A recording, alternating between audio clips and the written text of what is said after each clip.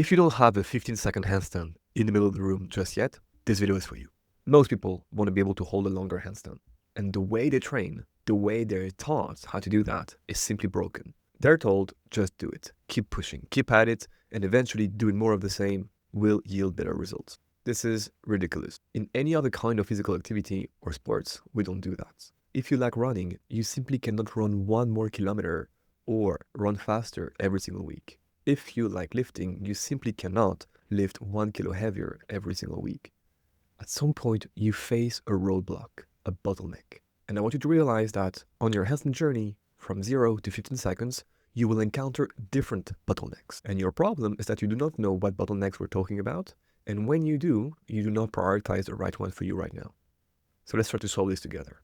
I like to give my students a roadmap that takes them very precisely from where they are to where they want to go. We have to know the landmarks, the pit stops that will take you from point A to point Z.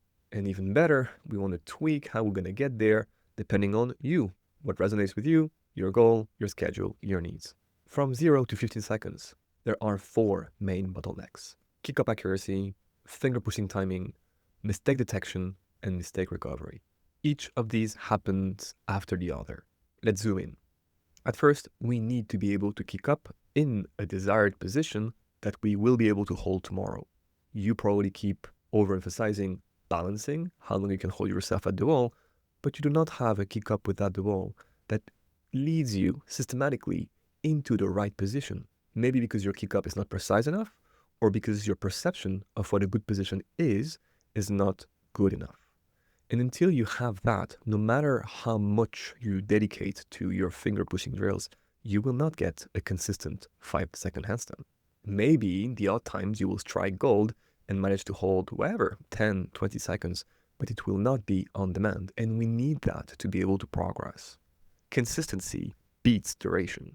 Once you have that, you then want to time the moment at which your fingers have to work. And for that, you have to understand what the fingers are supposed to be doing in the first place. At that stage, we get around the 5-second hurdle. It is necessary for you to be able to have a good kick up, a good understanding of your alignment, and timely finger pushing to get around that mark. But at that stage, this will simply not be enough. So on your way from 0 to 5, you want to prioritize these 3 elements.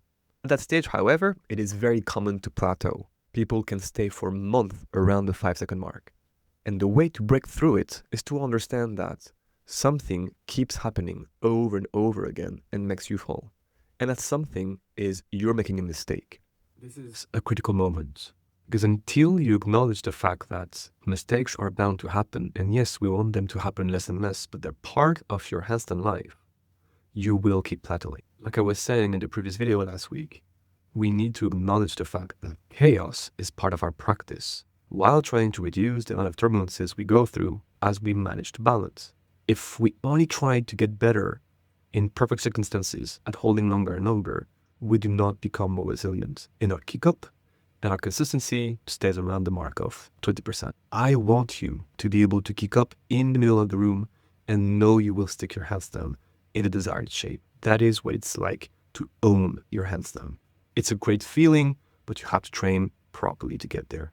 And by properly, I don't mean more, I mean smartly. So around the 5-second mark, you have the mistake bottleneck. And before even trying to recover from that mistake, you have to understand why it's a mistake and what it feels like to make the mistake. This is extremely important, and it leads to a lot of tedious, slightly boring drills, where you're gonna have to feel in your body, in the main sensory areas that are relevant to handstands, what it's like to make a mistake so that you can learn to feel and detect the mistake / even start anticipating it. And until you pour the weight there, you will keep hitting the same wall. You will keep falling around the same amount of seconds. More and more, you'll be able to improve your spatial awareness because you've been putting some time onto those drills. And now, next thing you know, your corrections are more subtle. You manage to see the mistake coming and maybe improve the way you have been using your fingers as to not make the mistake in the first place, or as to make the mistake smaller. This will push you past the 5-second mark around the 6-7 second territory. And of course, this is a mental model, it will slightly change from one person to the other. Now, remember what we said. Mistakes are part of your handling life. And yes, I want you to be able to catch as many seconds as possible before you make your first mistake, as in delay the moment at which the mistake happens. But in the way I train and program for my students, I need them to become good at recovering from their mistakes, so that no matter how many they make, they're still upside down holding it. How comfortable would it be if you could kick up in a suboptimal kick up, but because you got so good at recovering from that mistake, you will still own your handstand? How good is it to feel that whatever happens once you are upside down, even if the wind starts blowing, even if somebody starts pushing you, you will hold your handstand? That is what I want for you. So at that part, as we get closer to the 10-second mark, we have to start training intensively mistake recovery. In handstand, there are two kinds of mistakes. What happens when you go too far, past what you can control, and what happens when you don't go far enough. Overshot, undershot, overbalance, underbalance.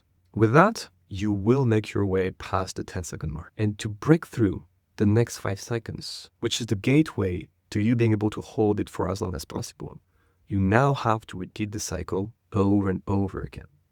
You get into a desired position, balance with your fingers for as long as possible, hopefully 5 seconds or more, make a mistake, feel the mistake early enough, know exactly what to do to recover from it, and start balancing with your fingers again, because you recovered into a good position. This practice here is more stamina oriented. And stamina is not just physical, it's also mental. Many people describe it as the focus that you should not lose when you are bouncing from one part to the other. It's a numbers game once more. It's one thing to be able to balance for a few seconds, make a mistake, and recover from it. It's yet another to repeat the cycle 2, 3, and 4 times.